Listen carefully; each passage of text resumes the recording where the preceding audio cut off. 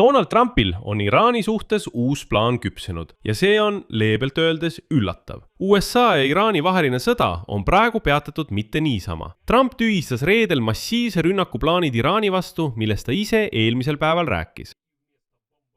Ja pommitamiste asemel palustab Washington nüüd teistsugusele relvale, sanktsioonidele ja mereblokaadile. Põhjus, millest räägib kogu Ameerika ajakirjandus on lihtne ja Donald Trumpi jaoks ebameeldiv. Ameerikal saavad laskemoonavarud otsa. Ja staabi ülemate ühendkomitee juht kindral Dan Kane hoiatas otse USA presidenti õhutõrjerakettide varude kriitilise koormuse eest. Ja nüüd ütlevad Ameerika ametnikud avalikult välja kõige tähtsama. Sanktsioonid võivad Iraani tabada palju valusamalt kui pommid. Ja mõned lisavad, et võib-olla polekski üldse olnud vaja pommidega sõdida, kui sanktsioonid on nii hirmsad. Selle sanktsioonikampaania jaoks on isegi loodud koodnimi Operatsioon majanduslik raev. See on viide eepilisele raevule Epic Fury. Selles saates analüüsime üksikasjalikult, miks Trump vajutas selles sõjas pidurit, millega Washington kavatseb pommitamise asendada, kas see töötab ja miks see kõik pinget tekitab. Muide, see puudutab otseselt Ukrainat.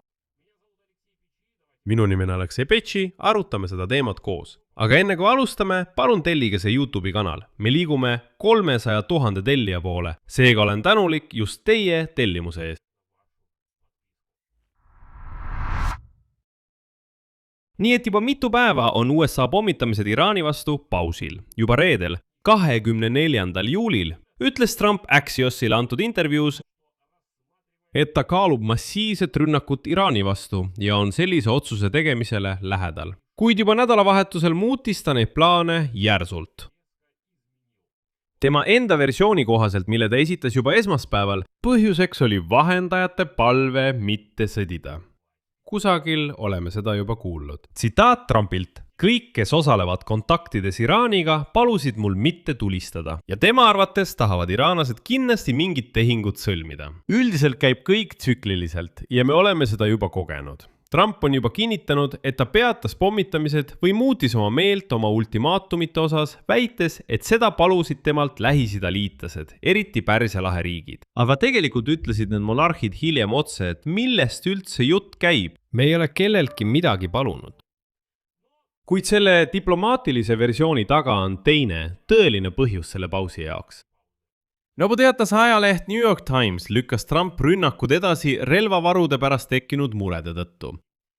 Otsus järgnes staabiülemate ühendkomitee juhi kindral Dan Kane'i hoiatusele.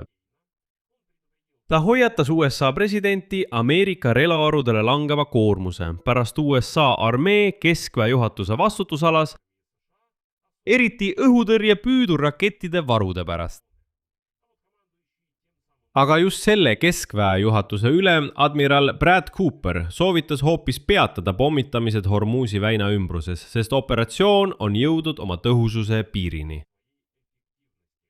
Nagu ta väljendas, pole enam lihtsalt midagi rünnata. Valge Maja eitab avalikult seda versiooni laskemoona puudusest. Aga kuidas sellesse informatsiooni suhtuda teise tänase avalduse Trumpi avalduse taustal, valige ise, sest täna Trump teatas sirge näoga, et Ameerika Ühendriigid kontrollivad täielikult 100% Hormuzi väina ja iraanlased on sunnitud sellest piirkonnast põgenema. Ta ütleb, jah, iraanlased võivad muidugi miine paigaldada või midagi rünnata, aga Hormuzi väin on täielikult Ameerika Ühendriikide kontrolli all. Aga tõsi on see, et millegipärast tankerid ja laevad ikkagi ei liigu seal. Küsimus ongi selles, mida see kontroll siis annab. Ja siin mõned juba väitsid, et Trump peatas sõja selleks, et hoida nafta hinda kontrolli all, mis taas ületasid $100 piiri barreli kohta. Noh, see oli kaval plaan. Ta nägi, et nafta hinnad tõusevad. Seetõttu kuulutas ta välja pausi, hinnad langesid järsult ja põhimõtteliselt on Trump tubli. Ja siin tasub ilmselt märkida toimuvat seaduspärasust, et need, kes nii räägivad, näeksid tegelikkust. See ei ole Donald Trumpi esimene paus selles sõjas. Ta on varemgi selliseid vaherahu välja kuulutanud. Märtsis, aprillis, juunis. iga kord lubades täielikku ja lõplikku lahendust ja iga kord väitis ta, et Iraan on juba alla andnud, Iraan on nõus kokkuleppega, kuid iga kord puhkesid lahingud uuesti. Nii et praegune vaikus on pigem järjekordne paus, mitte sõja lõpp. Sest peamine küsimus jääb endiselt täielikult lahendamata. Aga Donald Trump vajab tõesti hingetõmbeaega. Seni on Washington otsustanud üle minna uuele strateegiale ja just siin läheb asi kõige huvitavamaks. Ameerika ametnikud arvavad nüüd, et sanktsioonid võivad Iraanile palju rohkem kahju teha kui pommid. Majandusliku survekampaania sai siseringis nimeks operatsioon Eepiline majanduslik raev. See keelekommistus ei olnud juhuslik. Sõja alguses kuulutas Trump välja, et see on sõjaline erioperatsioon Epic Fury. Aga nüüd on neil tekkinud majanduslik raev. Trump administratsioon on taas elustatud maksimaalse survekampaania raames juba kehtestanud sanktsioonid enam kui 1000 inimese, laeva ja lennuki vastu. Löögid on suunatud Iraani naftakaubandusele, varipangandussüsteemile, relvaostudele ja laevandusvõrkudele. Ja nüüd rääkis üks Ameerika ametnik väljaandele Axios midagi, mis võib üldse seletada Valgemaja tegevusloogikat. Tsitaat. Luure märgib, et iraanlased kurdavad, et nad ei saa oma võitlejatele maksta. Miks? Finantsilise surve tõttu, meie rahandusministeeriumi tõttu. Selle tõttu, mida teeb USA rahandusminister Scott Bessent. Iraani panku ähvardab pangajooks.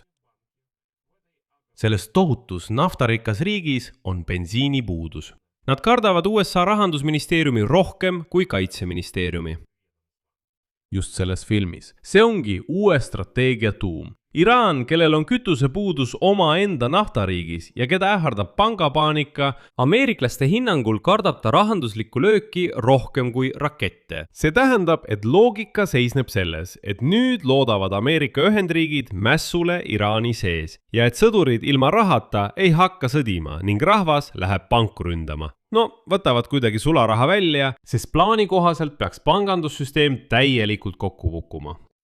Valgemaja pressiesindaja Caroline Levitt tõmbas joone alla ja edasi tsitaat. President Trump eelistab diplomaatilist lahendust, kuid jätab kõik võimalused lauale, kui Iraan jätkab terroristlikku tegevust Hormuzi väinas või liitlaste vastu.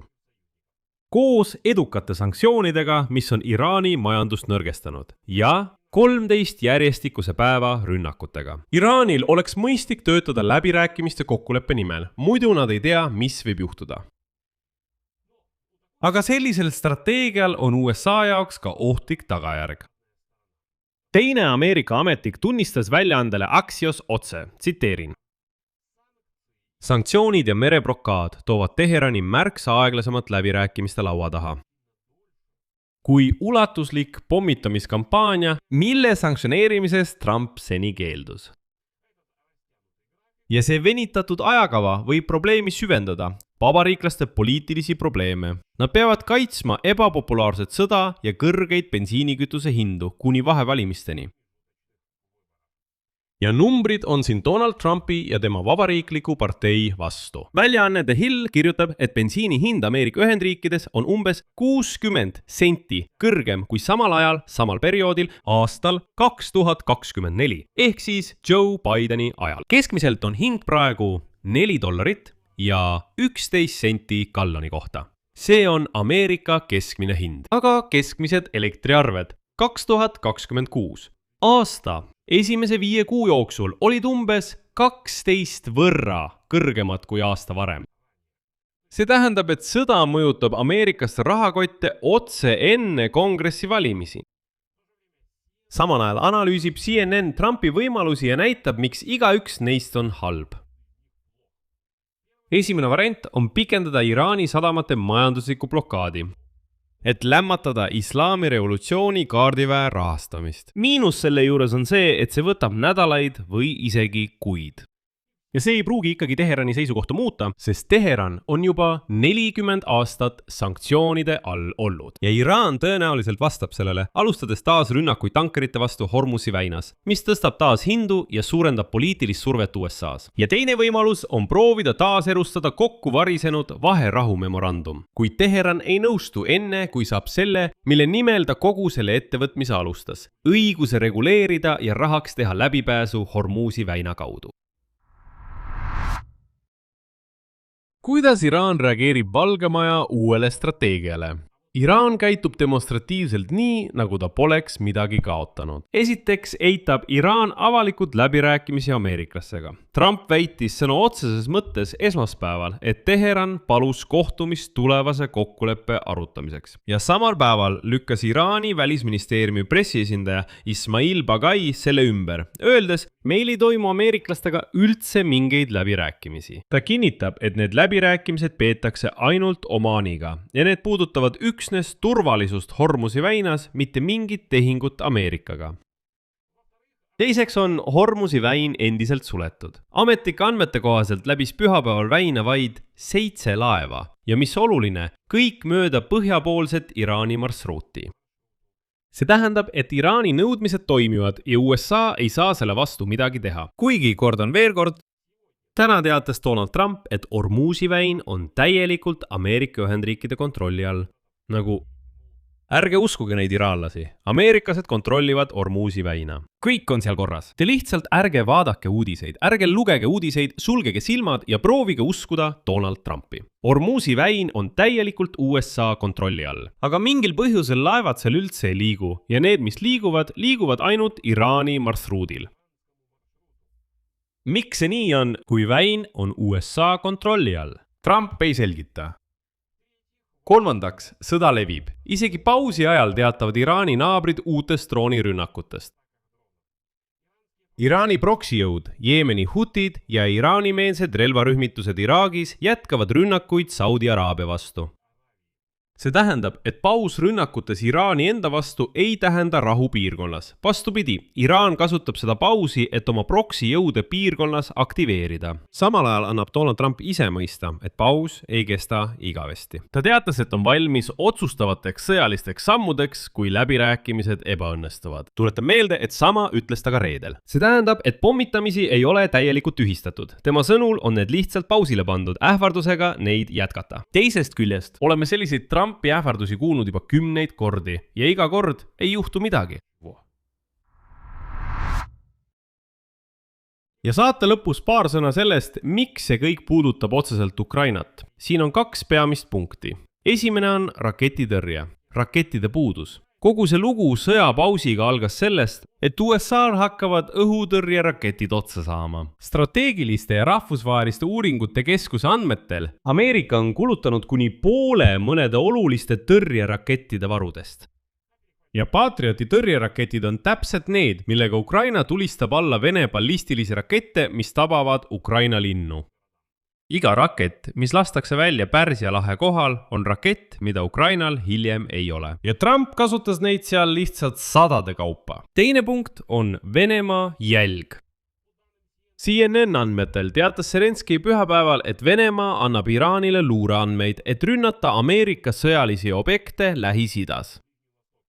Järgneb tsitaat. Alates juuli algusest oleme märganud Venemaa aktiivset satelliitseiret Pärsia lahe riikide territooriumide ja seal asuvate USA sõjaliste objektide üle. Hiljem jõuavad need pildid Iraani. See tähendab, et Moskva ja Teherani koostöö töötab otseselt USA vastu ja see on Kiievi tugev argument tänases vestluses Trumpiga. Ja juba on teada, et Trumpi ja Zelenskõi kinnisel kohtumisel arutati muu hulgas ka Iraani küsimust ja Iraani poolt Venemaale suunatud ähvarduste küsimust. Kokkuvõte. USA sõda Iraaniga on pandud pausile, kuid pole lõppenud. Trump tühistas massiivse rünnaku mitte heast peast, vaid sellepärast, et kindralid hoiatasid, et laskemoon hakkab otsa saama ja pommitada pole enam eriti midagi. Pommitamise asemel panustab Washington operatsioonile majanduslik raev. See tähendab sanktsioonidele ja mereblokaadile.